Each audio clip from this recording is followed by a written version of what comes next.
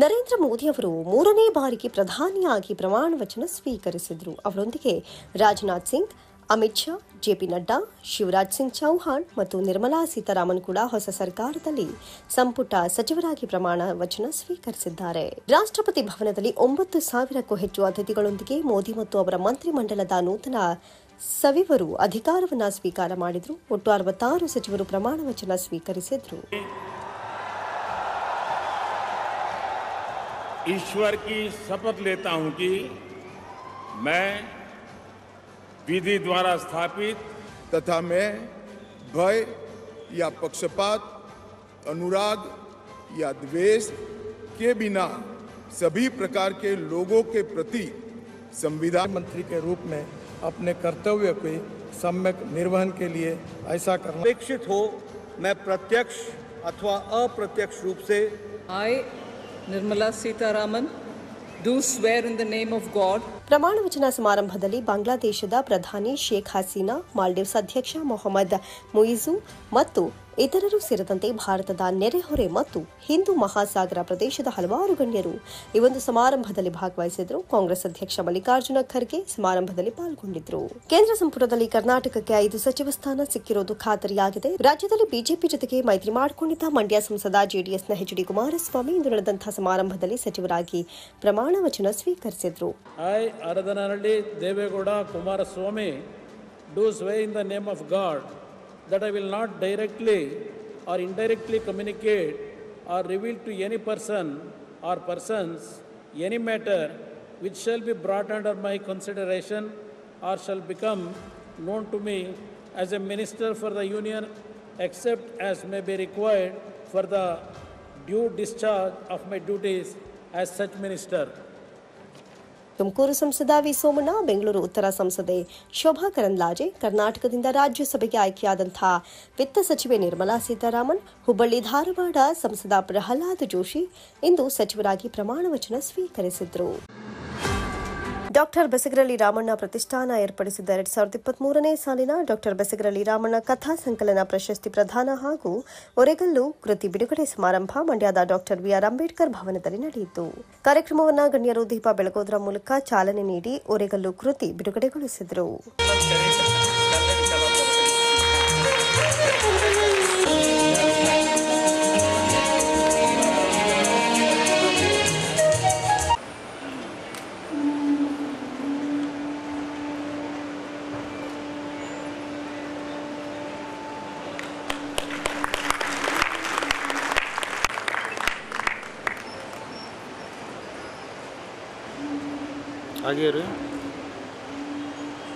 ಖ್ಯಾತ ಲೇಖಕ ಪ್ರೊಫೆಸರ್ ಕಾಳೇಗೌಡ ನಾಗವಾರ ಮಾತನಾಡಿ, ನಾನು BA ಓದ್ತಾ ಇದ್ದಂಥ ಸಂದರ್ಭದಲ್ಲಿ ನನಗೆ ಡಾಕ್ಟರ್ ಬೆಸಗರಳ್ಳಿ ರಾಮಣ್ಣನವರ ಪರಿಚಯವಾಯಿತು. ಅವರು ಬದುಕಿದ್ದ 59 ವರ್ಷಗಳಲ್ಲಿ ಸುಮಾರು 30 ವರ್ಷಗಳ ಕಾಲ ಡಾಕ್ಟರ್ ಬೆಸಗರಳ್ಳಿ ರಾಮಣ್ಣ ಅವರ ಜೊತೆಗಿದ್ದ ಸಂದರ್ಭದಲ್ಲಿ ಸಾಹಿತ್ಯದ ಬಗ್ಗೆ ಹಲವು ವಿಚಾರಗಳನ್ನು ಹಂಚಿಕೊಳ್ತಾ ಇದ್ರು.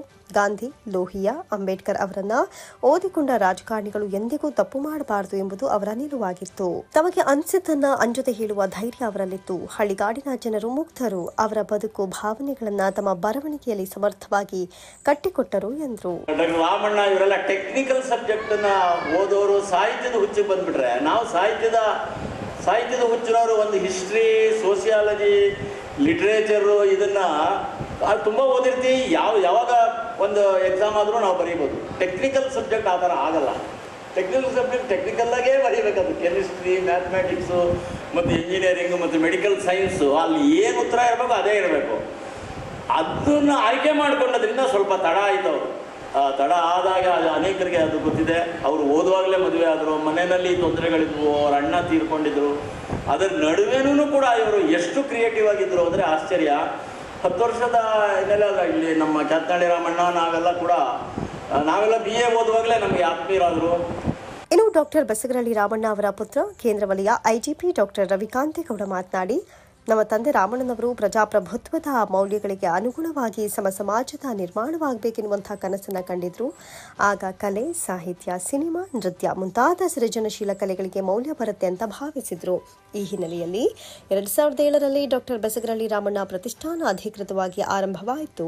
ಇದುವರೆಗೂ 16 ವರ್ಷ ಪ್ರಶಸ್ತಿ ಪ್ರದಾನ ಮಾಡಿದ್ದು, ಇವತ್ತು 17ನೇ ಪ್ರಶಸ್ತಿ ಪ್ರದಾನ ನಡೀತಾ ಇದೆ.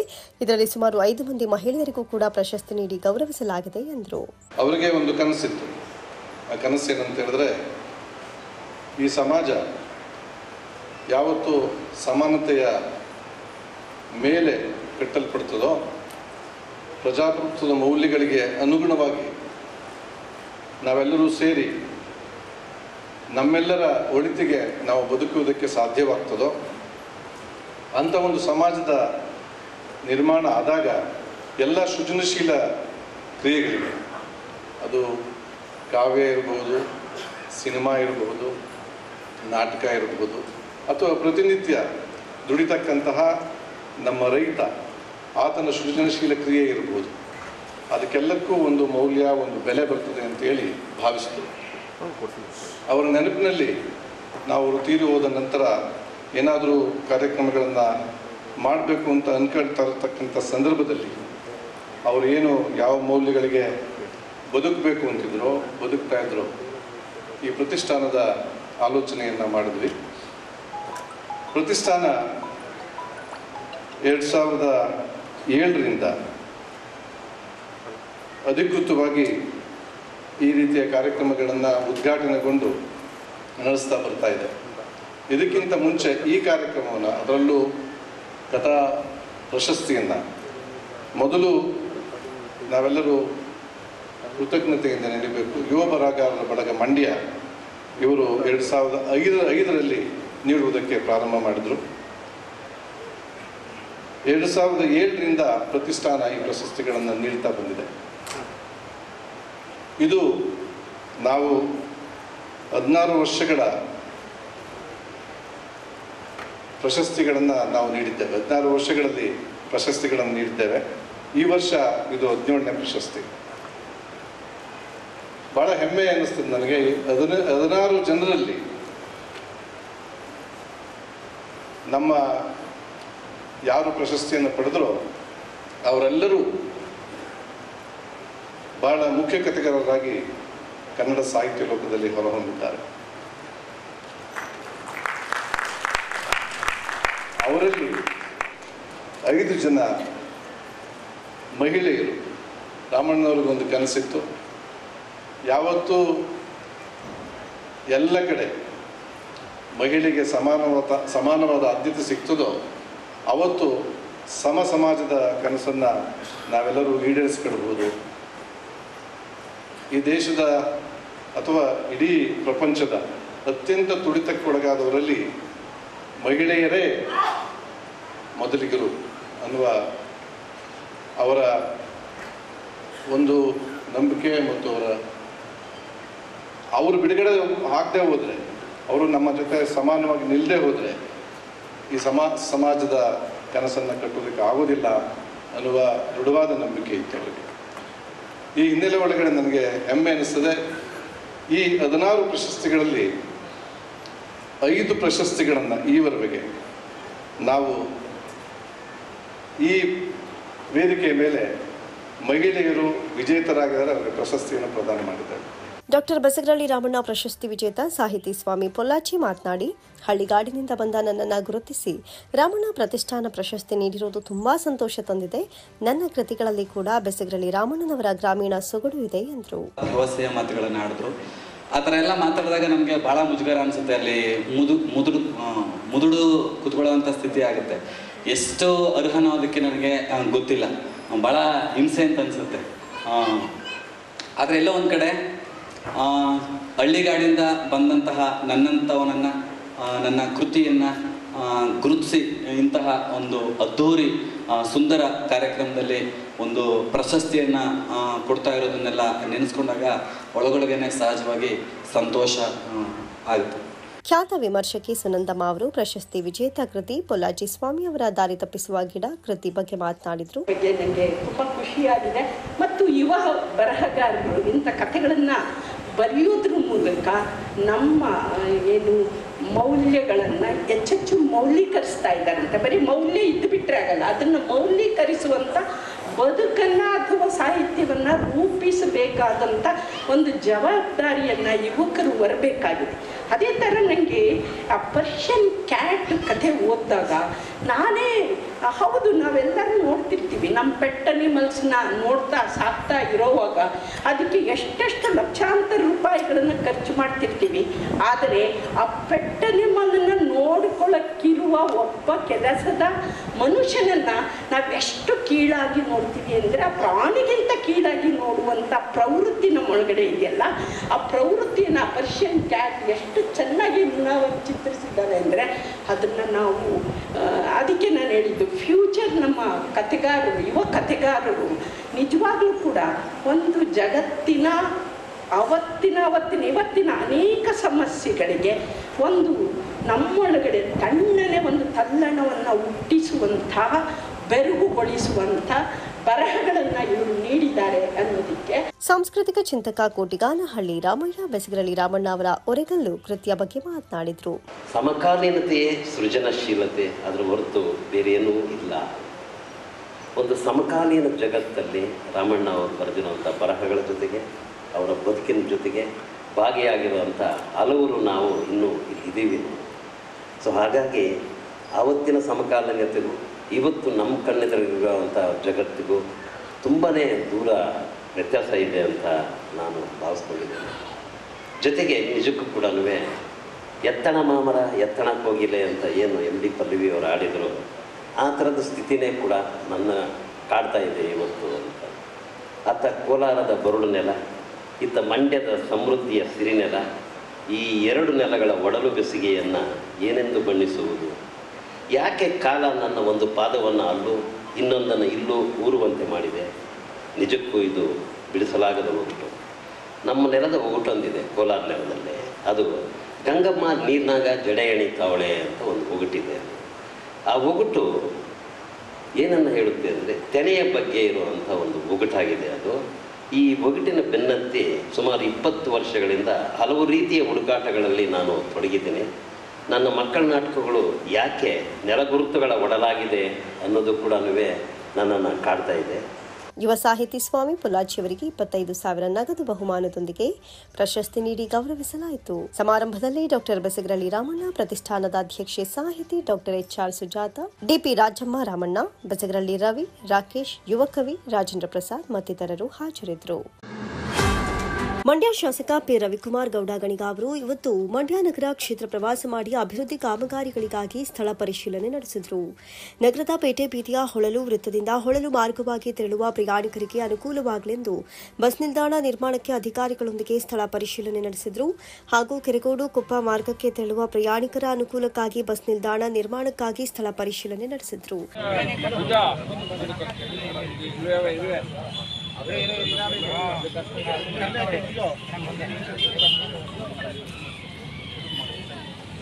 ಸ್ಥಳೀಯ ನಗರಸಭಾ ಸದಸ್ಯರಾದ ಪೂರ್ಣಿಮಾ ನಹೀಂ ಹಾಗೂ 2ನೇ ವಾರ್ಡ್ ಮುಖಂಡ ಮಂಜುನಾಥ್, MS ರಾಜು ಸೇರಿದಂತೆ ಹಲವರು ಸ್ಥಳೀಯ ಸಮಸ್ಯೆಗಳ ಬಗ್ಗೆ ಶಾಸಕರ ಗಮನ ಸೆಳೆದರು.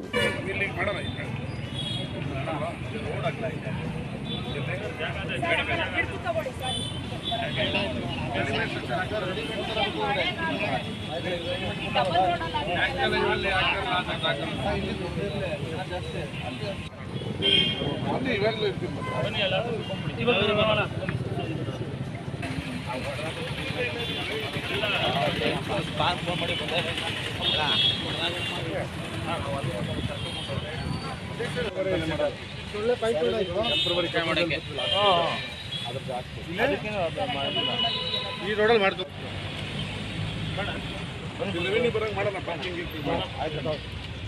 ಸುಮ್ಮನೆ ವೇಸ್ಟೇಜ್ ಜಾಗ ಇದೆ, ದೇವಸ್ಥಾನಕ್ಕೆ ಆದಾಯ ಇಲ್ಲ, ನಮ್ಮ ಹೌದಿಲ್ಲ ಆಗಿ ಕಡೆ ಕರಿ ಆಫೀಸ್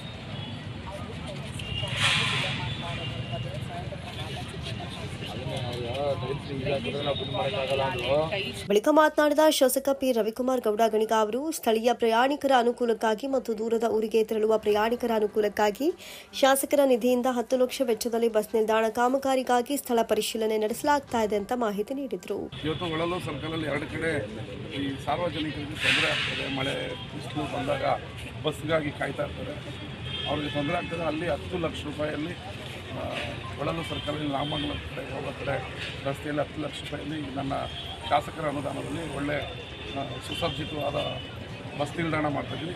ಈಗ ಇನ್ನೊಂದು ಸಾರ್ವಜನಿಕರು ಈ ಕಡೆ ಒಳಲು ಕಡೆ ಹೋಗೋ ಕಡೆ ಬಸ್ ನಿಲ್ದಾಣ ಆಗ್ತದೆ, ಅದನ್ನು ಅತಿ ಶೀಘ್ರದಲ್ಲೇ ಮಾಡ್ತೀವಿ. ಇದೇ ಸಂದರ್ಭದಲ್ಲಿ ಆಟೋ ಚಾಲಕರು, ಸ್ಥಳೀಯ ಮುಖಂಡರು ಹಾಜರಿದ್ದರು. 3ನೇ ಬಾರಿ ಪ್ರಧಾನಮಂತ್ರಿಯಾಗಿ ನರೇಂದ್ರ ಮೋದಿ ಅಧಿಕಾರ ಸ್ವೀಕಾರ ಹಾಗೂ ಹಿನ್ನೆಲೆ ಮಂಡ್ಯ ನಗರದಾದ್ಯಂತ ಬಿಜೆಪಿ ಜೆಡಿಎಸ್ ಕಾರ್ಯಕರ್ತರ ಸಂಭ್ರಮಾಚರಣೆ ಮುಗಿಲು ಮುಟ್ಟಿದೆ. ಬಿಜೆಪಿ ಜೆಡಿಎಸ್ ಮುಖಂಡರು, ಕಾರ್ಯಕರ್ತರು ಮಂಡ್ಯ ನಗರದಾದ್ಯಂತ ಪಟಾಕಿ ಸಿಡಿಸಿ ಸಿಹಿ ಹಂಚಿ ಜೈಕಾರ ಕೂಗಿ ಸಂಭ್ರಮಾಚರಣೆ ಮಾಡಿದರು.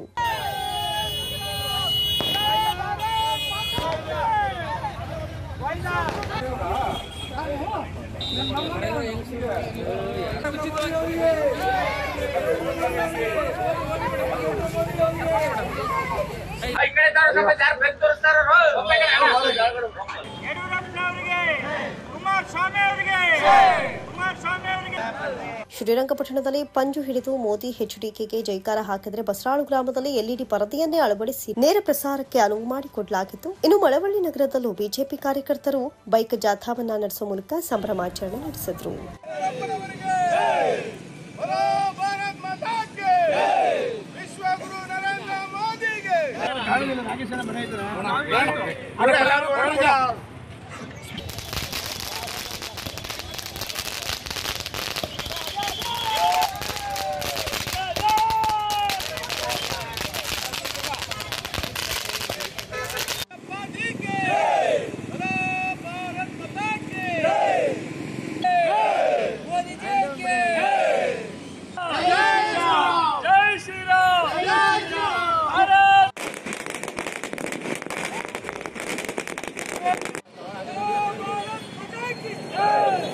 ದೇಶದ ನೆಚ್ಚಿನ ಪ್ರಧಾನಮಂತ್ರಿಯಾದಂಥ ಶ್ರೀಯುತ ನರೇಂದ್ರ ಮೋದಿ ಅವರು 3ನೇ ಬಾರಿಗೆ ಪ್ರಧಾನಮಂತ್ರಿಯಾಗಿ ಅಭಿವೃದ್ಧಿಯ ಮೂಲಕವೇ ಆಯ್ಕೆಗೊಂಡಿದ್ದಾರೆ.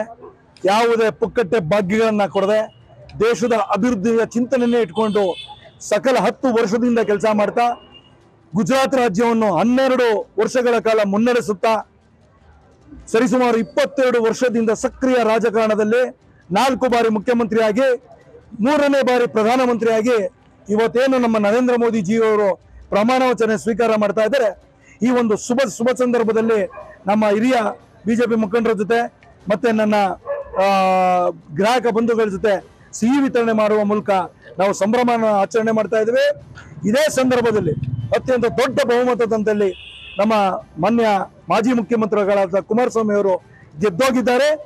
ಜೊತೆಗೆ ಅವರು ಕೂಡ ದೇಶದ ಒಂದು ಪ್ರತಿಷ್ಠಿತ ಮಂತ್ರಿ ಹುದ್ದೆಯನ್ನು ಕೂಡ ಅಲಂಕರಿಸ್ತಾ ಇದ್ದಾರೆ.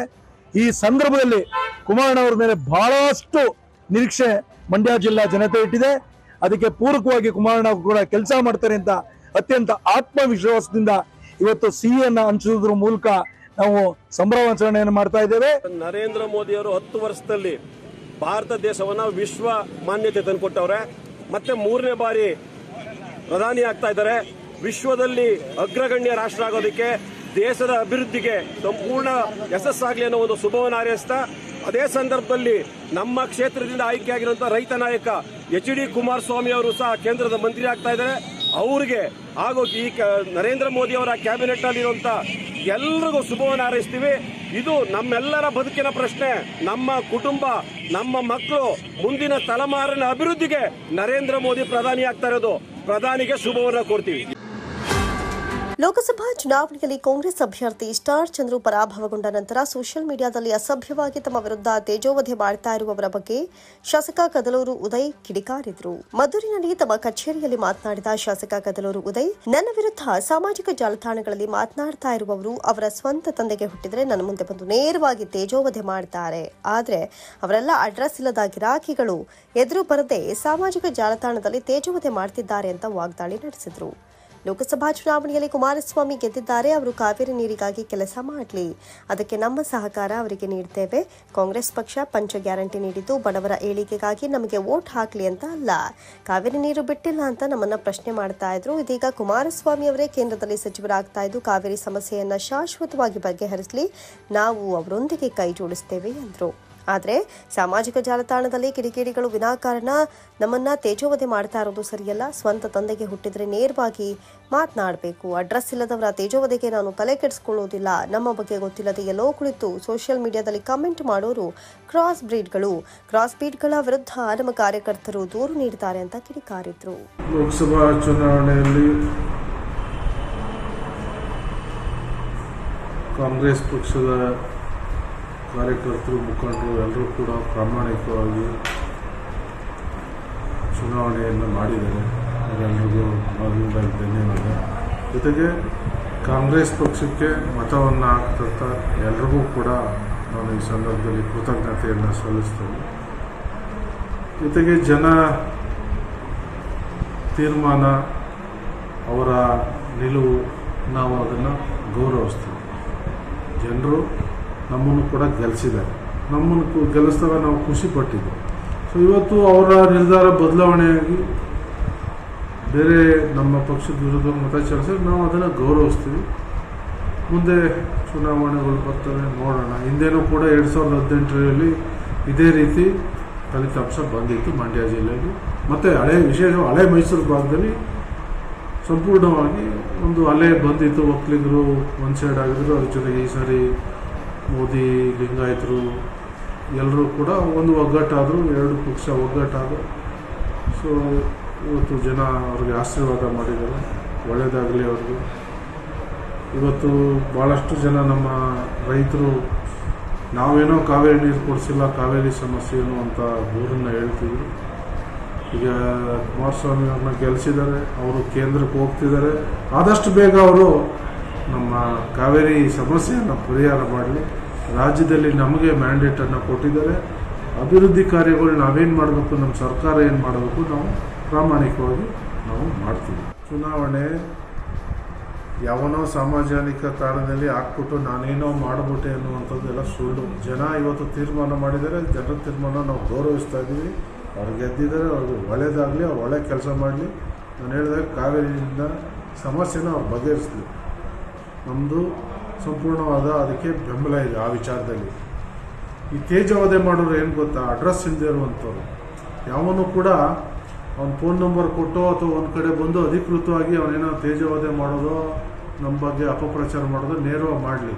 ಅವನು ಸ್ವಂತ ತಂದೆ ಹುಟ್ಟಿದ ಮಗ ಅಂತ ನಾವು ಒಪ್ಕೋತೀವಿ. ಅದು ಬಿಟ್ಟರು ಅಡ್ರೆಸ್ ಇಲ್ಲದೆ ಎಲ್ಲೋ ಕೂತ್ಕೊಂಡು ಸಾಮಾಜಿಕ ಜಾಲತಾಣದಲ್ಲಿ ಅವ್ರು ಹಿಂಗೆ ಇವ್ರು ಹಿಂಗೆ ಅಂತ ಅವ್ನು ನಮ್ಮ ಬಗ್ಗೆ ಮಾಹಿತಿನೇ ಇರಲ್ಲ, ನಾವೇನು ಅಂತೂ ಗೊತ್ತಿರಲ್ಲ, ಏನೋ ಅವ್ನ ಮನಸೋ ಇಚ್ಛೆ ಮಾಡ್ತಾ ಹಾಕೋದು. ಅವರೆಲ್ಲ ಯಾರು ಎಲ್ಲ ಕ್ರಾಸ್ ಬೀಡ್ಗಳು. ಏನು ಕ್ರಾಸ್ ಬೀಡ್ಗಳು ನಮ್ಮ ಹಳ್ಳಿಲಿ ಇನ್ನೊಂದು ಪದ ಹೇಳ್ತಾರೆ, ನಾನು ಆ ಭಾಷೆ ಉಪಯೋಗಿಸಲ್ಲ. ಆ ಕ್ರಾಸ್ ಬೀಡ್ಗಳಿಗೆಲ್ಲ ತಲೆ ಕೆಡಿಸ್ಕೊಳ್ಳಲ್ಲ. ಮೊದಲೇ ಕ್ರಾಸ್ ಬೀಡ್ಗಳು ಅಂದಮೇಲೆ ಅವು ಏನು ಬೇಕಾದ್ರೂ ಮಾಡ್ಕೋತವೆ, ಅಂಥವ್ರಿಗೆಲ್ಲ ತಲೆ ಕೆಡಿಸ್ಕೊಳ್ಳಲ್ಲ. ಈ ವಿಚಾರಣೆಗೆ ಪ್ರಕರಣ ಏನಾದ್ರು ದಾಖಲೆ ಮಾಡ್ತೀರಾ ಸರ್? ಪ್ರಕರಣ ನೋಡೋಣ, ನಮ್ಮ ಕಾರ್ಯಕರ್ತರು ಮಾಡಿರ್ತಾರೆ. ನಾನೇನು ಅಂತ ಕ್ರಾಸ್ ಬೀಡ್ಗಳಿಗೆಲ್ಲ ಬಗ್ಗೆ ಎಲ್ಲ ತಲೆ ಕೆಡಿಸ್ಕೊಳ್ಳಲ್ಲ. ಕಸ್ತೂರಿ ಸಿರಿಗನ್ನಡ ವೇದಿಕೆ ರಾಜ್ಯ ಘಟಕದ ವತಿಯಿಂದ ಅಖಿಲ ಕರ್ನಾಟಕ ರಾಜ್ಯ ಮಟ್ಟದ ಕವಲುದಾರಿ ಕವನ ಸಂಕಲನ ಬಿಡುಗಡೆ ಹಾಗೂ 31ನೇ ರಾಜ್ಯ ಮಟ್ಟದ ಕವಿಕಾವ್ಯ ಮೇಳ, ವಿವಿಧ ಕ್ಷೇತ್ರದ ಗಣ್ಯರಿಗೆ ಅಭಿನಂದನೆ ಕಾರ್ಯಕ್ರಮ ನಗರದಲ್ಲಿರುವ ಹಿಂದಿ ಭವನದಲ್ಲಿ ನಡೆಯಿತು. ಕಾರ್ಯಕ್ರಮವನ್ನು ಜಿಲ್ಲಾ ಬಿಜೆಪಿ ಮುಖಂಡ HR ಅರವಿಂದ್ ಗಿಡಕ್ಕೆ ನೀರೆರೆಯುವುದರ ಮೂಲಕ ಉದ್ಘಾಟಿಸಿದರು.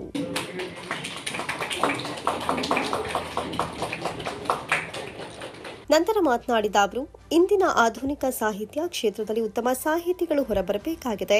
ಸಮಾಜ ತಿದ್ದುವ ರಾಜಕಾರಣಿಗಳು, ದುಷ್ಟತನ ಮನಸ್ಸಿಗರನ್ನ ಎಚ್ಚರಿಸಿ ಕಾವ್ಯ, ಕವಿತೆ, ಕವನಗಳು ಅತ್ಯಗತ್ಯವಿದೆ. ವಾಸ್ತವ ಚಿತ್ರಣವನ್ನ ಅಕ್ಷರ ರೂಪದಲ್ಲಿ ತೆರೆದಿಡುವ ಕೌಶಲ್ಯತೆ, ಎದೆಗಾರಿಕೆ ಅವಶ್ಯಕವಿದೆ ಎಂದು ನುಡಿದರು. ಸಮಾಜಕ್ಕೆ ಸಮರ್ಪಿಸಿದ ಸಾಹಿತ್ಯದ ಮೂಲಕ ಸಾಹಿತಿಗಳು ಸದಾ ಜೀವಂತವಾಗಿರ್ತಾರೆ, ಕಣ್ಮರೆಯಾದರೂ ಅಕ್ಷರಗಳ ರೂಪದಲ್ಲಿ ಬದುಕಿರ್ತಾರೆ.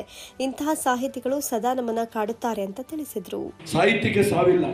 ನಾವು ಒಳ್ಳೆ ಸಾಹಿತ್ಯನ ನಿಮಗೆ ಕೊಟ್ಟರೆ ಆ ಸಾಹಿತ್ಯ ನಿಮ್ಮನ್ನಂತರೂ ನೂರಾರು ವರ್ಷ, ಸಾವಿರಾರು ವರ್ಷ ಉಳಿಯೋತಕ್ಕಂಥ ತಾಕತ್ತಿದೆ.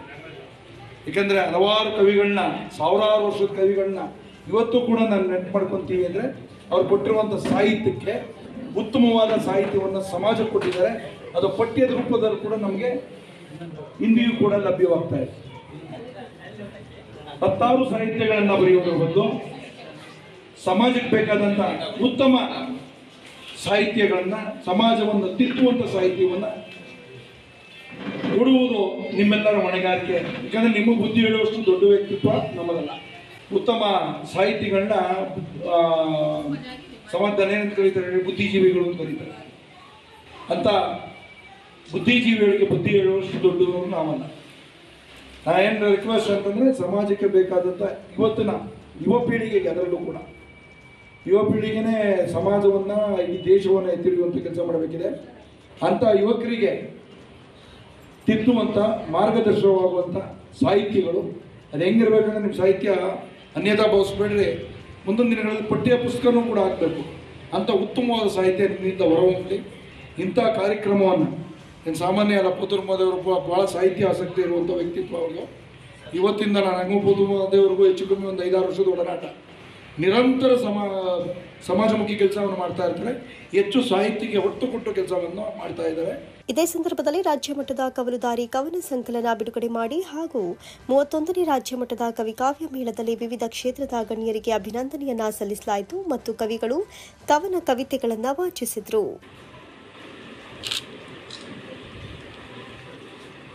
ಕಾರ್ಯಕ್ರಮದಲ್ಲಿ ಸಮ್ಮೇಳನಾಧ್ಯಕ್ಷತೆಯನ್ನ ಸಾಹಿತಿ ಸುರೇಶ್ ಮಲ್ಲಾಡದ ವಹಿಸಿದ್ರು. ವೇದಿಕೆಯಲ್ಲಿ ಕಸ್ತೂರಿ ಸಿರಿ ಕನ್ನಡ ವೇದಿಕೆ ರಾಜ್ಯಾಧ್ಯಕ್ಷ ಪೋತೇರ ಮಹದೇವು, ಕನ್ನಡ ಸಾಹಿತ್ಯ ಪರಿಷತ್ ನಗರಾಧ್ಯಕ್ಷೆ ಸುಜಾತ ಕೃಷ್ಣ, ವಕೀಲ ಗುರುಪ್ರಸಾದ್, ವೈದ್ಯ ಡಾಕ್ಟರ್ ಎಚ್.ಸಿ. ಆನಂದ್, ಪ್ರಾಧ್ಯಾಪಕ ಜಯಕುಮಾರ್, ಸಮಾಜ ಸೇವಕಿ ಪ್ರತಿಮಾ, ಶಿಕ್ಷಕಿ ಶ್ಯಾಮಲಾ, ಹಾವೇರಿ ನಾಗರಾಜು ಮತ್ತಿತರರು ಹಾಜರಿದ್ದರು. 3ನೇ ಬಾರಿ ಪ್ರಧಾನಮಂತ್ರಿಯಾಗಿ ನರೇಂದ್ರ ಮೋದಿ ಅಧಿಕಾರ ಸ್ವೀಕಾರ ಮಾಡಿದಂಥ ಹಿನ್ನೆಲೆ ಮದ್ದೂರು ಪಟ್ಟಣದಲ್ಲಿ ಬಿಜೆಪಿ ಜೆಡಿಎಸ್ ಕಾರ್ಯಕರ್ತರು ಸಂಭ್ರಮಾಚರಣೆ ನಡೆಸಿದರು. ಬಿಜೆಪಿ ಮುಖಂಡ ಎಸ್ಪಿ ಸ್ವಾಮಿ ನೇತೃತ್ವದಲ್ಲಿ ಮದ್ದೂರು ಪಟ್ಟಣದ ಟಿಬಿ ವೃತ್ತದಲ್ಲಿ ಪಟಾಕಿ ಸಿಡಿಸಿ ಸಿಹಿ ಹಂಚಿ ಜೈಕಾರ ಕೂಗಿ ಸಂಭ್ರಮಾಚರಣೆ ನಡೆಸಿದರು.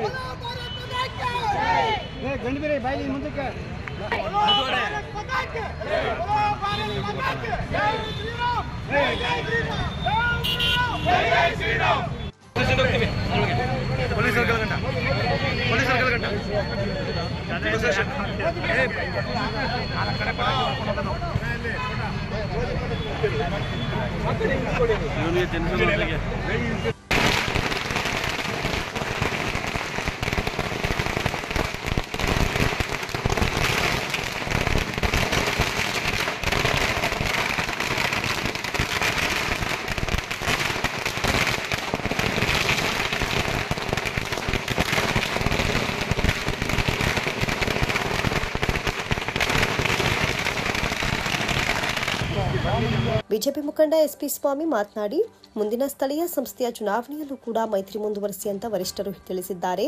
ಅದರಂತೆ ಬಿಜೆಪಿ ಜೆಡಿಎಸ್ ಮೈತ್ರಿ ಮುಂದುವರಿಯುತ್ತೆ. ಮುಂದೆ ನಮ್ಮ ದೇಶ ಹಾಗೂ ರಾಜ್ಯ ಮತ್ತಷ್ಟು ಅಭಿವೃದ್ಧಿ ಕಾಣಲಿದೆ ಎಂದರು.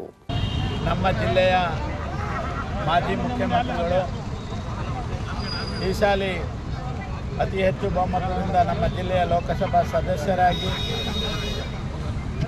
ಆಯ್ಕೆಯಾಗಿ ನಿನ್ನೆ ದಿವಸ ಕ್ಯಾಬಿನೆಟ್ ದರ್ಜೆಯ ಮಂತ್ರಿಯ ಅವಕಾಶವನ್ನು ಮೋದಿಜಿಯವರು ಕೊಟ್ಟಿದ್ದಾರೆ. ಇವತ್ತು ಆ ಸಂದರ್ಭವನ್ನು ನನ್ನ ತಾಲೂಕಿನ ಎಲ್ಲ ಕಾರ್ಯಕರ್ತ ಬಂಧುಗಳು, JDS ಮತ್ತು BJP ಕಾರ್ಯಕರ್ತ ಬಂಧುಗಳು ಒಗ್ಗಟ್ಟಿನಿಂದ ಸಂಭ್ರಮಾಚರಣೆಯನ್ನು ಮಾಡಿ ಇವತ್ತು ಶುಭವನ್ನು ಕೋರುತ್ತಿದ್ದೇವೆ. ರಾಜ್ಯದ ವರಿಷ್ಠರು ಮತ್ತು ದೇಶದ ವರಿಷ್ಠರು JDS ಮತ್ತು BJP NDA ಸಮಯ ಏನಿವತ್ತು ನಾವು ತಗೊಂಡಿದ್ದೀವೋ ಲೋಕಸಭೆಗೆ, ಅದೇ ರೀತಿ ಮುಂದಿನ ಚುನಾವಣೆಗಳಲ್ಲೂ ಕೂಡ SP ಮತ್ತು ಗ್ರಾಮ ಪಂಚಾಯಿತಿ, ತಾಲೂಕ್ ಪಂಚಾಯಿತಿ ಎಲ್ಲ ಸ್ಥಳೀಯ ಸಂಸ್ಥೆಗಳ ಚುನಾವಣೆಗಳಲ್ಲೂ ಕೂಡ ಒಗ್ಗಟ್ಟಿನಿಂದ ಹೋಗಬೇಕು ಅನ್ನೋ ಒಂದು ಸಂದೇಶವನ್ನು ನಿನ್ನೆ ಕೂಡ ಕೊಟ್ಟಿದ್ದಾರೆ. ಅದೇ ರೀತಿ ಮುಂದುವರ್ಕೊಂಡು ಹೋಗುತ್ತೆ.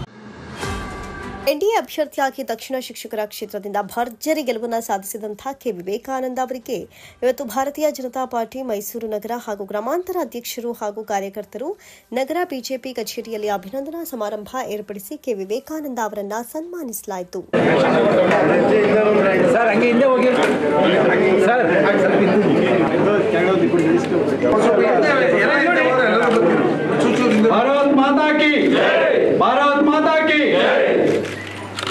ಹಂಗೆ ಇಟ್ಕೊಳ್ಳಿ ಸರ್, ಹಂಗೆ ಇಟ್ಕೊಳ್ಳಿ ಸರ್, ಬಿಡಿ ಬಿಡಿ, ಕೈ ಬಿಡೋದು ಕೆಳಗಿಡಿ ಗುರು.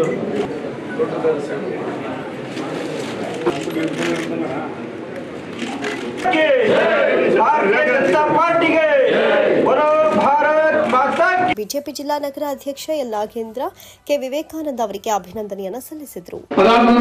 ಡೆವಲಪರ್ ಆಗಿ ಒಳ್ಳೆ ಕೆಲಸವನ್ನು ಮಾಡಿ ವಿನಾಯಕ ಡೆವಲಪರ್ಸ್ ಅಂತೇಳಿ ಸಾಕಷ್ಟು ಜನರಿಗೆ ನಿವೇಶನ ಕೊಟ್ಟಂತ ವ್ಯಕ್ತಿ, ಬಹಳ ಶ್ರಮಜೀವಿ. ಇವತ್ತು ನಮ್ಮೆಲ್ಲರ ಪರಿಶ್ರಮದಿಂದ ಶಿಕ್ಷಕರ ಕ್ಷೇತ್ರಕ್ಕೆ ಹೊಸದಾಗಿದ್ರೂ ಸಹ ಅವರ ಮನಸ್ಥಿತಿ ಹೇಗಿತ್ತು ಅಂದ್ರೆ ನಮಗೆ ಶಿಕ್ಷಣ ನೀಡಿದಂತ ಗುರುಗಳ ಸೇವೆಯನ್ನ ಮಾಡಬೇಕು ಅಂತಕ್ಕಂಥ ಒಂದು ಛಲ ಅವರಿಗೆ ಪ್ರತಿ ಶಾಲೆಯಲ್ಲೂ ಕೇಳ್ತಾ ಇದೆ. ವಿಧಾನ ಪರಿಷತ್ ಸದಸ್ಯ ಕೆ ವಿವೇಕಾನಂದ ಮಾತನಾಡಿ, ನನ್ನ ಗೆಲುವಿಗೆ ಶ್ರಮಿಸಿದ ಎಲ್ಲರಿಗೂ ಅಭಿನಂದನೆಯನ್ನ ಸಲ್ಲಿಸುವುದಾಗಿ ತಿಳಿಸಿ ಶಿಕ್ಷಕರ ಸಮಸ್ಯೆಗಳಿಗೆ ಸ್ಪಂದಿಸುವುದಾಗಿ ತಿಳಿಸಿದರು. ನಾನು ಕೇವಲ 20 ದಿವಸದಲ್ಲಿ ನನ್ನ ಎನ್ಡಿಎ ಅಭ್ಯರ್ಥಿಯಾಗಿ ನಮ್ಮ ಕಣಕ್ಕಿಳಿಸಿದ್ದೇನೆ. ಇದು ನನ್ನ ಶ್ರಮ ಅಲ್ಲ, ನಿಮ್ಮೆಲ್ಲರ ಶ್ರಮ. ನಾನು ಒಂದು ಗ್ರಾಮ ಪಂಚಾಯತಿ ಚುನಾವಣೆಯಲ್ಲೂ ನಾನು ಗೆದ್ದಿಲ್ಲ. ನನ್ನಂತರಿಗೆ ಎಲ್ಲ ಹುಲಿ ಮುಂದಿದೆ, ಹುಲಿ ಇದೆ, 24 ವರ್ಷದ ಹುಲಿ ಮೇಲೆ ನಿಂಗೆ ಗೆಲ್ತೀಯ, ಸಿಂಹ, ಹುಲಿ, ಇವೆಲ್ಲ ನಿಮ್ ಶಕ್ತಿಯಿಂದ ನನ್ನ ಆನೆ ತರ ನಿಲ್ಸಿದ್ರಿ. ಆನೆ ತರ ನಿಲ್ಲಿಸಿ ಈ ಗೆಲುವು ನಂದಲ್ಲ, ನಿಮ್ಮೆಲ್ಲರಿಗೂ ಅರ್ಪಿತವಾಗಿದೆ. ಎಲ್ಲ 4 ಜಿಲ್ಲೆ MLAಗಳು, ex-MLAಗಳು, ಮಾಜಿ MLCಗಳು, ಕಾರ್ಯಕರ್ತ ವರ್ಗಗಳು, ನಗರ ಪಾಲಿಕೆ ಸದಸ್ಯರು ಎಲ್ಲರೂ ಸೇರ್ಬೇಕಾಗುತ್ತೆ. ನಿನ್ನೆ ದಿನ ನಾನು ಗೆದ್ದ ತಕ್ಷಣ ನಮ್ಮ ದೊಡ್ಡ ಸಾಹೇಬರು HD ದೇವೇಗೌಡ ಅಪ್ಪಾಜಿಯವರ ಭೇಟಿ ಮಾಡಕ್ಕೆ ಹೋಗಿದ್ದೆ. ಬಾರು ನೀನು ಮುಂದೆ ಬರೋ, ಯಾಕೆ ಹಿಂದೆ ಗೊತ್ತಿಲ್ಲ, ನೀನು ಗೆದ್ದಿರೋದು ಊರಿಂದ ಗೆದ್ದಿದ್ದೇನು, ಬಾ ಮುಂದೆ 3 ಸತಿ ಗೆದ್ದು ಅದು ಮುಗಿಸ್ಕೊಂಡು 2 ರೂಪಾಯಿ ಸಾಹೇಬ್ರ ಮನೆಗೆ ಹೋಗಿದ್ದೆ. ಅವನು ಭೇಟಿ ಮಾಡ್ಕೊಂಡು ಆಶೀರ್ವಾದ ತಗೊಂಡಿದ್ದೀನಿ. ಅಶೋಕಣ್ಣ ಅವರು ನೆನದಿನ ಇರಲಿಲ್ಲ, ಡೆಲ್ಲಿ ಹೋಗಿದ್ರಂತೆ, ವಿಜಯನಗರ ಸಿಗಲಿಲ್ಲ. ಅಶ್ವತ್ಥನಾರಾಯಣ ಸಾಹೇಬ್ರ ಮನೆಗೆ ಹೋಗಿದ್ದೆ, ಅವರು ಭೇಟಿ ಮಾಡ್ಕೊಂಡಿದ್ದೀನಿ. ನಾನು 24 ವರ್ಷದಿಂದ ಒಬ್ಬರೇ ಗೆದ್ದು ಬರ್ತಾ ಇದ್ದಾರ. ನನಗೆ ಧೈರ್ಯ ತುಂಬಿ ನೀವು ಎಲ್ಲ ಗೆಲ್ಸಿದ್ದೀರಿ. ನಾನು ಚಿರಋಣಿಯಾಗಿ ಸದಾ ಸೇವೆ ಮಾಡೋಕ್ಕೆ ಶಿಕ್ಷಕರ ಸೇವೆ ಮಾಡ್ತೀನಿ. ನನ್ನ ಕಾರ್ಯಕರ್ತ ಬಂಧುಗಳು ಏನೇ ಕೆಲಸ ಕಾರ್ಯಗಳು ನಾನು ಸದಾ ನನ್ನ ಕೆಲಸ ಮಾಡ್ತೀನಿ ಅಂತ ಹೇಳಿ. ಈ ಸಂದರ್ಭದಲ್ಲಿ ಮಾಜಿ ವಿಧಾನ ಪರಿಷತ್ ಸದಸ್ಯರು ತೋಂಟದಾರ್ಯ ಕೆ ವಸಂತ್ ಕುಮಾರ್, ಜಿಲ್ಲಾ ವಕ್ತಾರರು ಮೆರ್ಲೆ ಶ್ರೀನಿವಾಸ್ ಗೌಡ, ರೈತ ಮೋರ್ಚಾ ಅಧ್ಯಕ್ಷರು, ಪ್ರಧಾನ ಕಾರ್ಯದರ್ಶಿ ಬಿಎಂ ರಘು, ರಮೇಶ್ ಗೌಡ, ಉಪಾಧ್ಯಕ್ಷರು ಹಾಗೂ ಎಲ್ಲಾ ಪದಾಧಿಕಾರಿಗಳು, ಹಿರಿಯ ಮುಖಂಡರು, ಪಾಲಿಕೆ ಸದಸ್ಯರು ಉಪಸ್ಥಿತರಿದ್ದರು. ಚಾತಘಟ್ಟ ಮತ್ತು ಆಲಭುಜನಹಳ್ಳಿ, ಅಜ್ಜಹಳ್ಳಿ, ಮಠದೊಡ್ಡಿ, ಕಾರಕಹಳ್ಳಿ, ಅಣ್ಣೂರು, ಬೊಮ್ಮನದೊಡ್ಡಿ, ಕಳ್ಳಿಮೆಳೆದೊಡ್ಡಿ, ತೊರೆಚಾಕನಹಳ್ಳಿ ರೈತರು ಸೂಳೆಕೆರೆಯಿಂದ ಉತ್ತರ ನಾಲೆ ಮಠದ ದೊಡ್ಡಿ, ಸೂಳೆಕೆರೆಯಿಂದ ದಕ್ಷಿಣ ನಾಲೆ ಅಣ್ಣೂರು, ಕಾರಕಹಳ್ಳಿಯ ತನಕ ಕಾಲುವೆಗಳಲ್ಲಿ ಹೂಳು ತೆಗೆಯಬೇಕು ಅಂತ ರೈತರು ನೀರಾವರಿ ನಿಗಮದ ಕಚೇರಿ ಮುಂದೆ ಪ್ರತಿಭಟನೆ ನಡೆಸಿದರು. ನಂತರ ನೀರಾವರಿ ನಿಗಮದ ಎಇ ಅವಿನಾಶ್ಗೆ ಮನವಿ ಪತ್ರ ನೀಡಿದರು.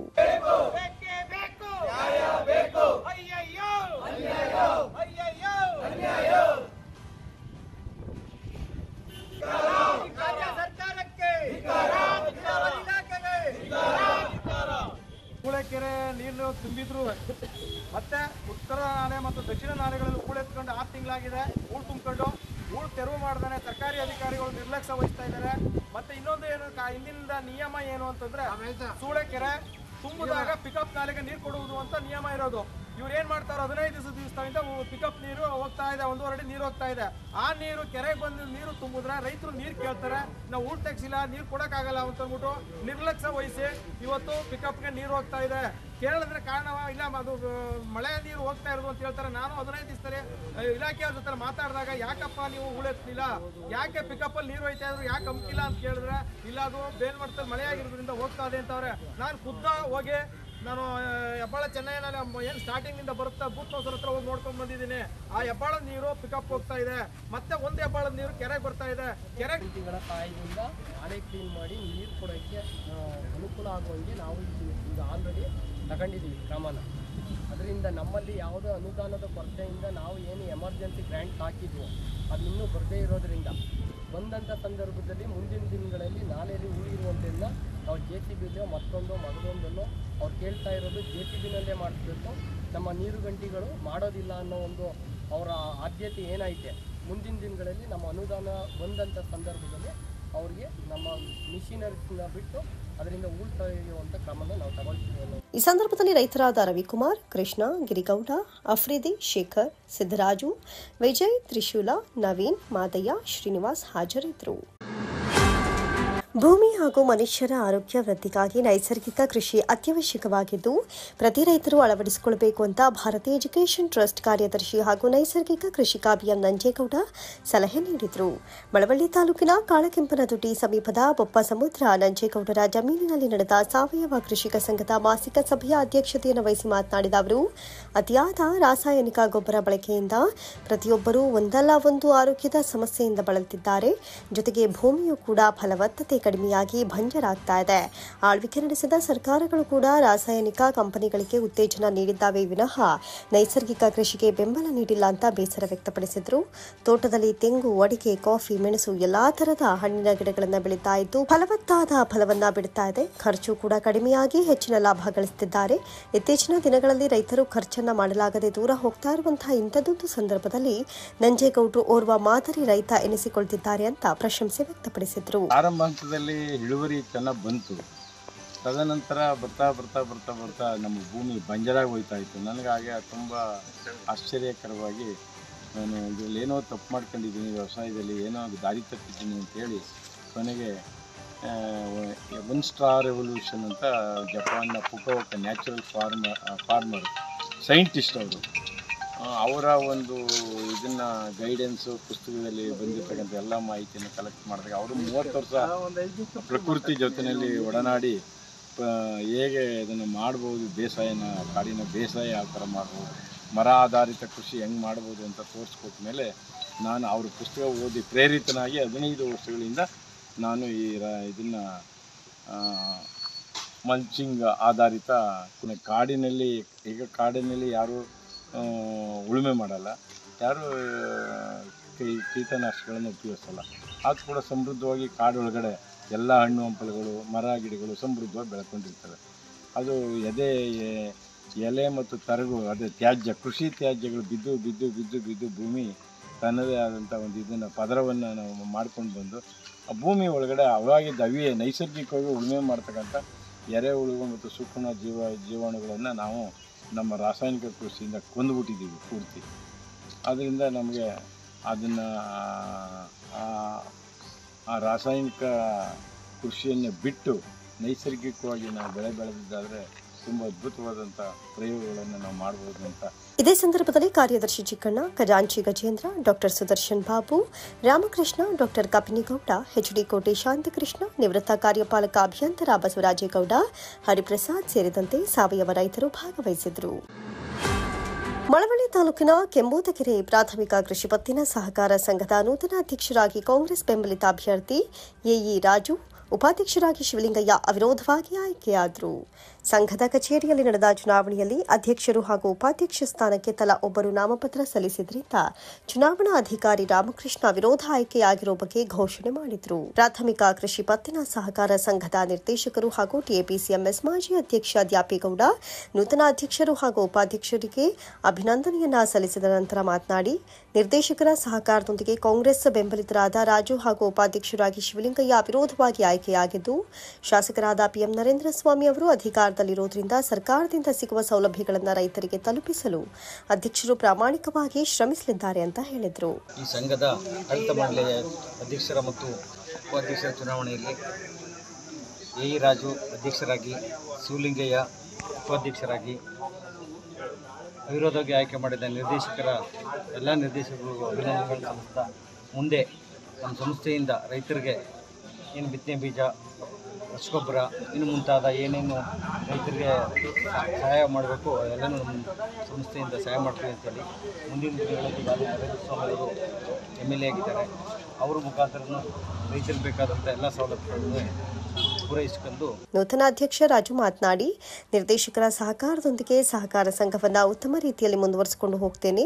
ರೈತರಿಗೆ ಬೇಕಾದ ಬಿತ್ತನೆ ಬೀಜ, ರಸಗೊಬ್ಬರ ಸೇರಿದಂತೆ ಹಲವು ಸೌಲಭ್ಯಗಳನ್ನು ನೀಡಲು ಮುಂದಾಗುವುದಾಗಿ ಹೇಳಿದರು. ನಿರ್ದೇಶಕರಾದ ಚಿಕ್ಕಿರಯ್ಯ, ಬಿ ಚಂದ್ರ, ಕೆಂಪರಾಜು, ಗುರುಮಲ್ಲಪ್ಪ, ಅನಿತಾ, ಚಂದ್ರಮ್ಮ, ಕೆಂಪರಾಜು ಸೇರಿದಂತೆ ಈ ಸಂದರ್ಭದಲ್ಲಿ ಇತರರು ಹಾಜರಿದ್ದರು. ಮೈಸೂರು ನಗರದಲ್ಲಿ ಸಂಸ್ಕೃತಿ ವಿಮೆನ್ ಫೇರ್ ಸ್ವಯಂ ಸೇವಾ ಸಂಸ್ಥೆಯ ವತಿಯಿಂದ ಇದೇ ಪ್ರಪ್ರಥಮ ಬಾರಿಗೆ ಪರಿಸರ ದಿನಾಚರಣೆಯ ಪ್ರಯುಕ್ತವಾಗಿ ಸಮಾಜ ಸೇವೆ ಮಾಡುವ ಉದ್ದೇಶದಿಂದ ಬೇಡದ ವಸ್ತುಗಳನ್ನು ಎಲ್ಲೆಂದರಲ್ಲಿ ಬಿಸಾಡದೆ ನಮ್ಮ ಬಳಿ ನೀಡಿದರೆ ಇದರ ಮರುಬಳಕೆ ಮತ್ತು ಅದರ ಸ್ವಚ್ಛತೆಯನ್ನು ಮಾಡಬಹುದಾಗಿರುತ್ತೆ. ಹಾಗಾಗಿ ನಮ್ಮ ಒಂದು ಸಣ್ಣ ಪ್ರಯತ್ನದಿಂದಾಗಿ ನಾವು ಸಫಲವಾಗಿದ್ದು ಮುಂದಿನ ದಿನಗಳಲ್ಲಿ ಹೆಚ್ಚಿನ ಒಂದು ಪ್ರಾಮಾಣಿಕ ಸೇವೆ ಮಾಡುವುದಕ್ಕೆ ತಯಾರಿರುವುದಾಗಿ ಸಂಸ್ಥೆಯ ಅಧ್ಯಕ್ಷರಾದ ಶ್ರೀದೇವಿ ಭೂಪಾಲಂ ಅವರು ತಿಳಿಸಿದ್ದಾರೆ.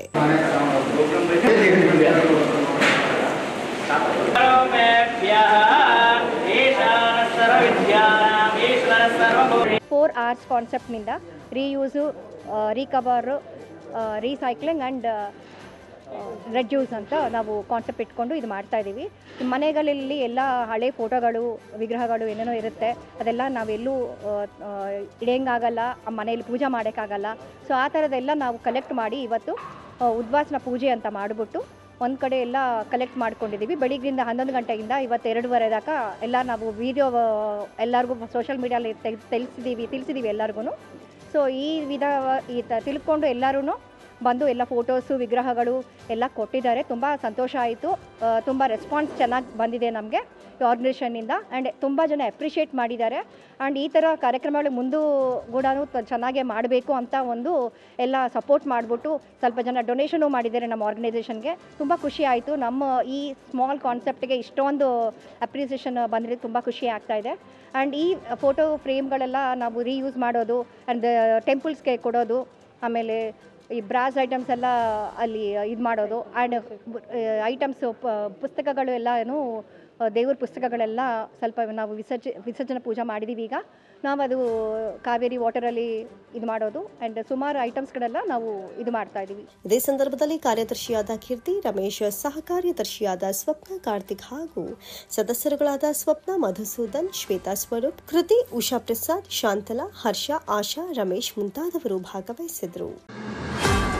ಮೈಸೂರು ಜಿಲ್ಲೆ ಶಿಕ್ಷಣ ಇಲಾಖೆಯಲ್ಲಿ ಕಳೆದ 4 ವರ್ಷಗಳಿಂದ ನೆನೆಗುದಿಗೆ ಬಿದ್ದಿದ್ದ ಗ್ರೂಪ್ ಡಿ ನೌಕರರನ್ನ ಪದೋನ್ನತಿಯನ್ನ ಸರ್ಕಾರದ ಸುತ್ತೋಲೆಯಂತೆ 15 ಮಂದಿ ಜನರಲ್ಲಿ 14 ಜನರಿಗೆ ಪದೋನ್ನತಿಯನ್ನ ನೀಡಿ ಮುಂದಿನ ದಿನಗಳಲ್ಲಿ ಕೆಲಸದ ವೈಖರಿಯೇ ಇವರದ್ದು ಬೇರೆಯಾಗಿರುತ್ತೆ. ಇದರ ಸಂಬಂಧಿಸಿದಂತೆ ಸರ್ಕಾರದಿಂದ ತರಬೇತಿಯನ್ನ ಪಡೆದು ಉತ್ತಮ ಕಾರ್ಯವನ್ನು ನಿರ್ವಹಿಸಲೆಂದು ಉಪನಿರ್ದೇಶಕರಾದ ಪಾಂಡು ಅವರು ತಿಳಿಸಿದರು. ಇವತ್ತು ಮೈಸೂರು ಜಿಲ್ಲೆಯಲ್ಲಿ ಒಂದು ಉತ್ತಮವಾದಂಥ ಒಂದು ಕಾರ್ಯಕ್ರಮನ ಹಮ್ಮಿಕೊಂಡಿದ್ದೀವಿ.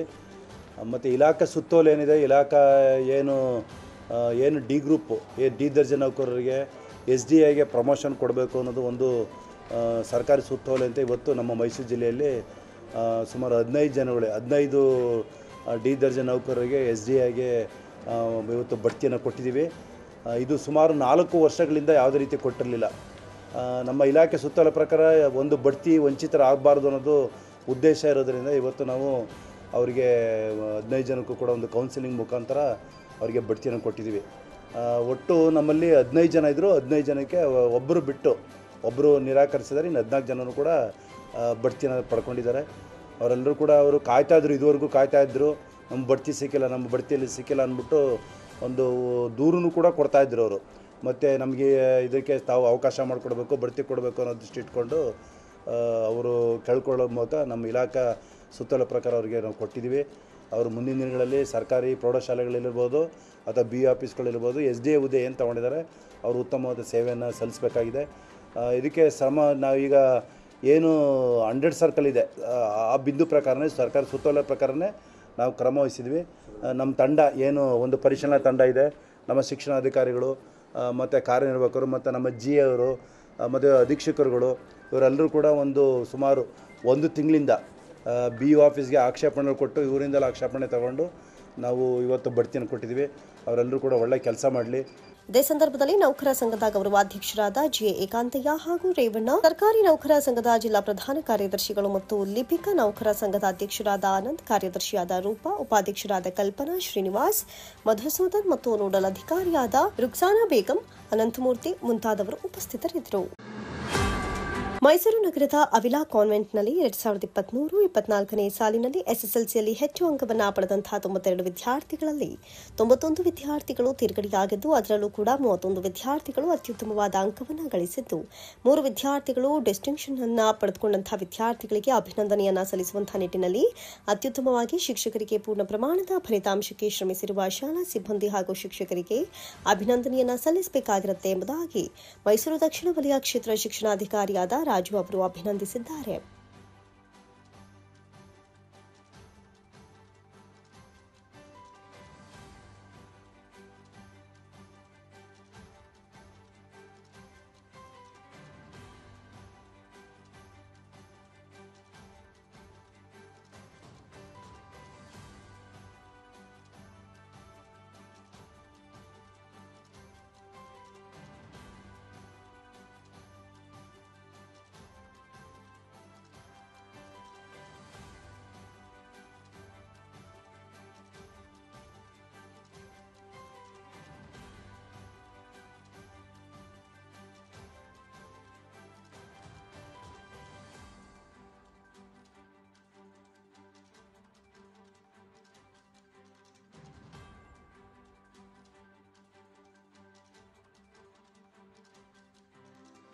ಎರಡು 2023-24ನೇ ಸಾಲಿನಲ್ಲಿ SSLC ಫಲಿತಾಂಶದಲ್ಲಿ ಅತಿ ಹೆಚ್ಚು ಅಂಕಗಳನ್ನು ಪಡೆದಂಥ ಮಕ್ಕಳುಗಳಿಗೆ ಒಂದು ಅಭಿನಂದನಾ ಸಮಾರಂಭವನ್ನು ಇಟ್ಕೊಂಡಿದ್ರು. ಕಳೆದ ವರ್ಷ 92 ಮಕ್ಕಳು ಈ ಶಾಲೆಯಲ್ಲಿ ಪರೀಕ್ಷೆಗೆ ಹಾಜರಾಗಿ 91 ಮಕ್ಕಳು ಪಾಸಾಗಿರೋವಂಥದ್ದು ತುಂಬ ಉತ್ತಮವಾದಂಥ ಅಂಶ. ಫಲಿತಾಂಶದಲ್ಲಿ ಗುಣಾತ್ಮಕವಾದ ಫಲಿತಾಂಶವನ್ನು ಪಡ್ಕೊಂಡು 91 ಮಕ್ಕಳಲ್ಲಿ 38 ಮಕ್ಕಳು ಟಾಪರ್ಸ್ ಆಗಿದ್ದಾರೆ. ಅದರಲ್ಲಿ 3 ಮಕ್ಕಳು ಡಿಸ್ಟಿಂಕ್ಷನನ್ನು ಕೂಡ ತಗೊಂಡಿದ್ದಾರೆ. ಅಷ್ಟೇ ಅಲ್ಲದೆ ಗಣಿತದಲ್ಲಿ 100ಕ್ಕೆ 100ರಷ್ಟು ಮತ್ತು ಹಿಂದಿಯಲ್ಲಿ 100ಕ್ಕೆ 100ರಷ್ಟು, ಸಮಾಜ ವಿಜ್ಞಾನದಲ್ಲಿ 100ಕ್ಕೆ 100 ಅಂಕ ಪಡೆದಂಥ ವಿದ್ಯಾರ್ಥಿಗಳನ್ನು ಕೂಡ ಸನ್ಮಾನಿಸೋಂಥ ಅಭಿನಂದಿಸೋಂಥ ಕಾರ್ಯಕ್ರಮವನ್ನು ಈ ಶಾಲೆಯ ಮ್ಯಾನೇಜ್ಮೆಂಟ್ ಅವರು, ಮುಖ್ಯ ಶಿಕ್ಷಕಿಯಾದಂಥ ವೀಣಾ ಸಿಸ್ಟರ್ ಅವರು, ರಶ್ಮಿ ಸಿಸ್ಟರ್ ಅವರು ಹಮ್ಮಿಕೊಂಡಿದ್ರು. ಹಾಗೆ ಎಲ್ಲ ಪೋಷಕರು ಕೂಡ ಇದ್ದದ್ದು, ಮಕ್ಕಳು ಕೂಡ ಇದ್ದಂಥದ್ದು. ಆ ಮಕ್ಕಳಿಗೆ ಒಂದು ಅಭಿನಂದನೆ ಸಲ್ಲಿಸಿ ಆ ಮಕ್ಕಳಲ್ಲೂ ಕೂಡ ಯಾವ ರೀತಿ ಹೆಚ್ಚು ಅಂಕ ಪಡ್ಕೊಳ್ಳಿಕ್ಕೆ ಶ್ರಮವನ್ನು ವಹಿಸಬೇಕು, ಯಾವ ರೀತಿ ವ್ಯಾಸಂಗ ಮಾಡಬೇಕು ಅನ್ನೋದನ್ನು ಕೂಡ ಮಕ್ಕಳಿಗೆ ಈಗಿನ ಪ್ರಸ್ತುತ ಇರೋಂಥ ಮಕ್ಕಳಿಗೆ ತಿಳಿಸ್ಕೊಟ್ಟಿದ್ರು. ಒಟ್ಟಾರೆ ಪ್ರಸ್ತುತ ಫಲಿತಾಂಶದ ಉತ್ತಮದಲ್ಲಿ ಈ ಶಾಲೆ ಮುಂಚೂಣಿಯಲ್ಲಿರುವಂಥದ್ದು ತುಂಬ ಶ್ಲಾಘನೀಯವಾದಂಥ ವಿಚಾರ. ಹಾಗಾಗಿ ಎಲ್ಲ ಶಿಕ್ಷಕರುಗಳಿಗೂ, ವಿದ್ಯಾರ್ಥಿಗಳಿಗೂ, ಹಾಜರಿರುವಂಥ ಪೋಷಕರಿಗೂ ಕೂಡ ನಾನು ಹೃದಯಪೂರ್ವಕವಾದಂಥ ಅಭಿನಂದನೆ ಸಲ್ಲಿಸ್ತಾ ಇದ್ದೇನೆ. ಇದೇ ಸಂದರ್ಭದಲ್ಲಿ ಶಾಲೆಯ ಮ್ಯಾನೇಜ್ಮೆಂಟ್ ಆದ ಸಿಸ್ಟರ್ ರಶ್ಮಿ ಹಾಗೂ ಸಿಸ್ಟರ್ ಮಾರ್ಸಿ ಲೀಟರ್, sister Joy, sister Veena, sister Aruna ಹಾಗೂ ಇನ್ನಿತರ ಶಾಲಾ ಸಿಬ್ಬಂದಿ ಮತ್ತು ವಿದ್ಯಾರ್ಥಿಗಳು ಭಾಗವಹಿಸಿದರು. ನಾಗಮಂಗಲ ಜೆಡಿಎಸ್ ಬೆಂಬಲಿತ ಗ್ರಾಮವೆಂದು ಗುರುತಿಸಿಕೊಂಡಿರುವಂತಹ ಹೊಣಕೆರೆ ಹೋಬಳಿಯ ಜೋಡಿ ನೇರ್ಲಕೆರೆ ಗ್ರಾಮದಲ್ಲಿ ಕುಮಾರಸ್ವಾಮಿ ಸಂಸದ ಚುನಾವಣೆಗೆ ಸ್ಪರ್ಧಿಸಿದಾಗ 721 ಮತಗಳಿಗೆ 528 ಮತಗಳನ್ನು ನೀಡಿ ಎಚ್.ಡಿ. ಕುಮಾರಸ್ವಾಮಿ ಅವರ ಗೆಲುವಿಗೆ ಬಹುಮತ ನೀಡಿ ಸಹಕಾರವನ್ನು ನೀಡಿತ್ತು. ಪ್ರಧಾನಮಂತ್ರಿ ನರೇಂದ್ರ ಮೋದಿ ಅವರ ಸಂಪುಟ ದರ್ಜೆಯಲ್ಲಿ ಕೇಂದ್ರ ಸಚಿವರಾಗಿ ಪ್ರಮಾಣ ವಚನ ಸ್ವೀಕರಿಸಿದಂತಹ ಸಂದರ್ಭದಲ್ಲಿ ಜೋಡಿ ನೇರ್ಲಕೆರೆ ಗ್ರಾಮದ ಲಕ್ಷ್ಮೀ ದೇವರಿಗೆ ವಿಶೇಷ ಪೂಜೆ ಸಲ್ಲಿಸಿ ಗ್ರಾಮದಲ್ಲಿ ಅನ್ನದಾನ ಮಾಡುವ ಮೂಲಕ ಸಂಭ್ರಮಾಚರಣೆಯನ್ನು ಆಚರಿಸಿದರು. ನಾಗಮಂಗಲ ತಾಲೂಕಿನ ಮಾಜಿ ಸಚಿವ ಸುರೇಶ್ ಗೌಡ ಅವರ ಧರ್ಮಪತ್ನಿ ಗೀತಾ ಸುರೇಶ್ ಗೌಡ ಅವರು ಈ ಕಾರ್ಯಕ್ರಮದಲ್ಲಿ ಭಾಗವಹಿಸಿ ಲಕ್ಷ್ಮೀ ದೇವರಿಗೆ ಪೂಜೆ ಸಲ್ಲಿಸಿದರು. ನಂತರ ಮತ ನೀಡಿದ ಮತದಾರರಿಗೆ ಕೃತಜ್ಞತೆಯನ್ನು ಅರ್ಪಿಸಿದರು.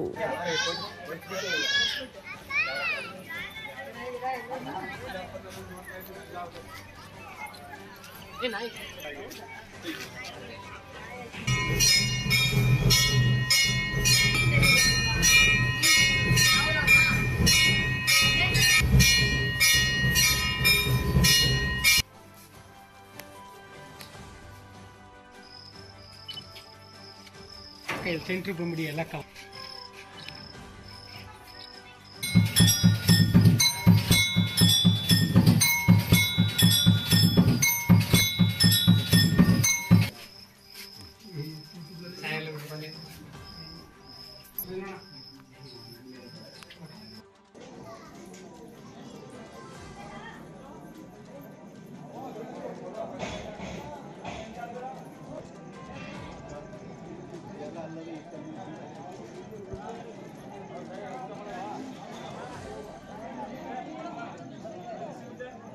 ಗ್ರಾಮದ ಮುಖಂಡರಾದ ಮಾಜಿ ಗ್ರಾಮ ಪಂಚಾಯಿತಿ ಸದಸ್ಯ ದೇವರಾಜು ಮಾತನಾಡಿ, ಹಿಂದಿನಿಂದಲೂ ಕೂಡ ನಾವು ಜೆಡಿಎಸ್ ಬೆಂಬಲಿತರಾಗಿದ್ದೇವೆ.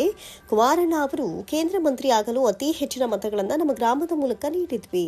ಅವರು ಕೇಂದ್ರ ಮಂತ್ರಿ ಆಗಿರುವುದಕ್ಕೆ ಧನ್ಯವಾದಗಳು ಎಂದರು. ದೇವಸ್ಥಾನದ ಪೂಜೆಯನ್ನು ಮಾಡಿ ಕುಮಾರಸ್ವಾಮಿ ಅವರು ಕೇಂದ್ರ ಮುಖ್ಯಮಂತ್ರಿ ಮಂತ್ರಿ ಆಗಿರೋದ್ರಿಂದ ತಾವುಗಳೆಲ್ಲ ಸೇರಿಕೊಂಡು ನಾವೆಲ್ಲ ಯಜಮಾನರುಗಳೆಲ್ಲ ಗ್ರಾಮದೆಲ್ಲ ಸೇರಿಕೊಂಡು ಗ್ರಾಮಸ್ಥರು ಸೇರಿ ಒಂದು ಪೂಜೆ ಪುರಸ್ಕಾರ ಮಾಡಿಸಿ ಜನಕ್ಕೆ ಅಭಿನಂದನೆ ಸಲ್ಲಿಸ್ತಾರೆ. ಗ್ರಾಮದ ಮುಖಂಡರಾದ ಕೆಂಪೇಗೌಡ ರಾಮು ಮಾತನಾಡಿ, ಕುಮಾರಣ್ಣ ಅವರು ರಾಜ್ಯದಲ್ಲಿ ಮುಖ್ಯಮಂತ್ರಿಯಾಗಿ ಜನಪರ ಸೇವೆಯನ್ನು ಮಾಡಿದ್ದಾರೆ. ಅದೇ ರೀತಿ ಕೇಂದ್ರದಲ್ಲಿ ಕೃಷಿ ಸಚಿವರಾಗಿ ದೇಶಕ್ಕೆ ಒಳಿತನ್ನು ಮಾಡಲಿ ಎಂದರು. ಕುಮಾರಣ್ಣ ಅವರು ಇವತ್ತು ಕೇಂದ್ರ ಸಚಿವರಾಗಿ ಪ್ರಮಾಣ ವಚನ ಸ್ವೀಕರಿಸಿದ ದಿನ ನಮ್ಮ ಊರಿನಲ್ಲಿ ಎಲ್ಲ ಊರಿನ ಗ್ರಾಮಸ್ಥರೆಲ್ಲ ಸೇರಿ ಒಂದು ಅನ್ನದಾನ ಮಾಡಿ ನಮ್ಮ ಗ್ರಾಮದ ಎಲ್ಲರೂ ಕೈ ಜೋಡಿಸಿ ಒಂದು ಕಾರ್ಯಕ್ರಮ ಮಾಡ್ತಾಯಿದ್ದೀವಿ. ಇವತ್ತು ನಮ್ಮ ನಾಗಮಂಗಲ ತಾಲೂಕಿಂದ ಸುರೇಶ್ ಗೌಡರು ಕೈನ ಬಲಪಡಿಸೋದಕ್ಕೋಸ್ಕರ ನಮ್ಮ ಊರಿನಲ್ಲಿ ಇವತ್ತೊಂದು ಅನ್ನದಾನ ಮಾಡಿ ಎಲ್ಲರೂ ಸಂತೋಷದಿಂದ. ಇದೇ ಸಂದರ್ಭದಲ್ಲಿ ಗ್ರಾಮದ ಮುಖಂಡರು ಮತ್ತು ಜೆಡಿಎಸ್ ಕಾರ್ಯಕರ್ತರು ಮತ್ತು ಅಭಿಮಾನಿಗಳು ಭಾಗವಹಿಸಿದರು.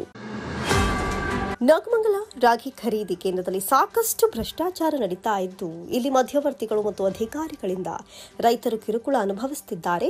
ಈ ತಕ್ಷಣ ರೈತರಿಗೆ ಸ್ಪಂದಿಸಿ ರಾಗಿ ಖರೀದಿ ಮಾಡಬೇಕು ಅಂತ ತಾಲೂಕು ಕಚೇರಿಗೆ ಆಗಮಿಸಿ ಕಾಂಗ್ರೆಸ್ ಸರ್ಕಾರಕ್ಕೆ ಧಿಕ್ಕಾರ ಕೂಗಿ ರಸ್ತೆಯಲ್ಲಿ ಕುಳಿತು ಪ್ರತಿಭಟನೆ ನಡೆಸಿದರು.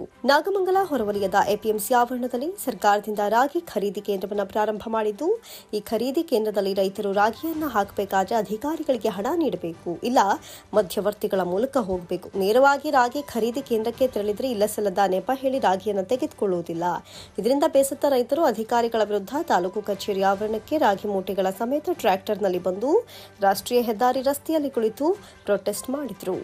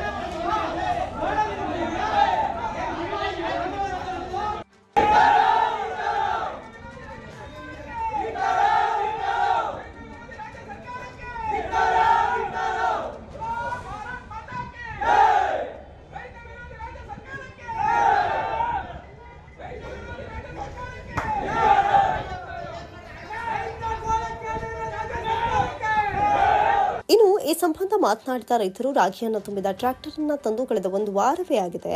ಸ್ಥಳೀಯ ಅಧಿಕಾರಿಗಳು ಮಧ್ಯವರ್ತಿಗಳ ಮೂಲಕ ಹೋದ್ರೆ ಮಾತ್ರ ಸ್ಪಂದಿಸ್ತಾರೆ, ಇಲ್ಲ ಕುಂಟು ನೆಪ ಹೇಳಿ ನಮ್ಮನ್ನು ಆಲಿಸ್ತಾರೆ.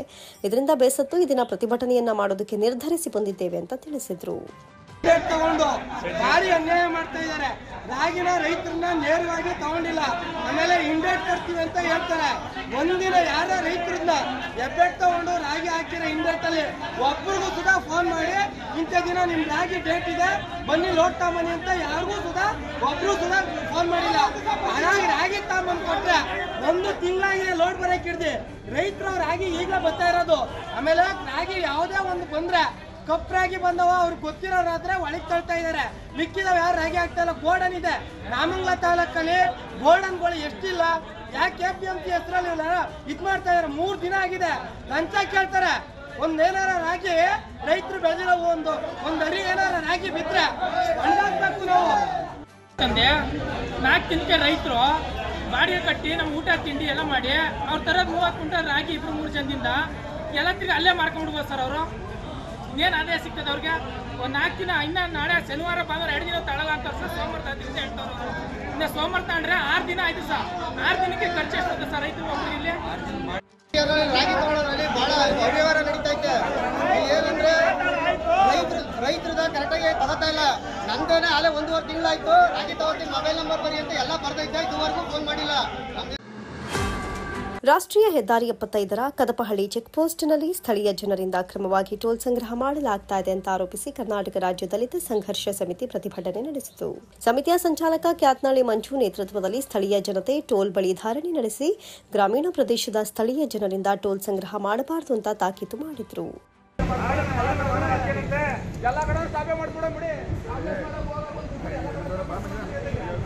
ನಾಗಮಂಗಲ ತಾಲೂಕಿನಲ್ಲಿ ಹಾದು ಹೋಗಿರುವ ರಾಷ್ಟ್ರೀಯ ಹೆದ್ದಾರಿ 75ರಲ್ಲಿ 25 ಕಿಲೋಮೀಟರ್ ಅಂತರದಲ್ಲಿ ನಲಿಕೆರೆ ಮತ್ತು ಕದಬಹಳ್ಳಿ ಬಳಿ ಅಕ್ರಮವಾಗಿ 2 ಟೋಲ್ಗಳು ಕಾರ್ಯನಿರ್ವಹಿಸ್ತಾ ಇದ್ದು, ಸರ್ಕಾರಿ ನಿಯಮದಂತೆ ಇದು ಅಕ್ರಮವಾಗಿರುತ್ತೆ.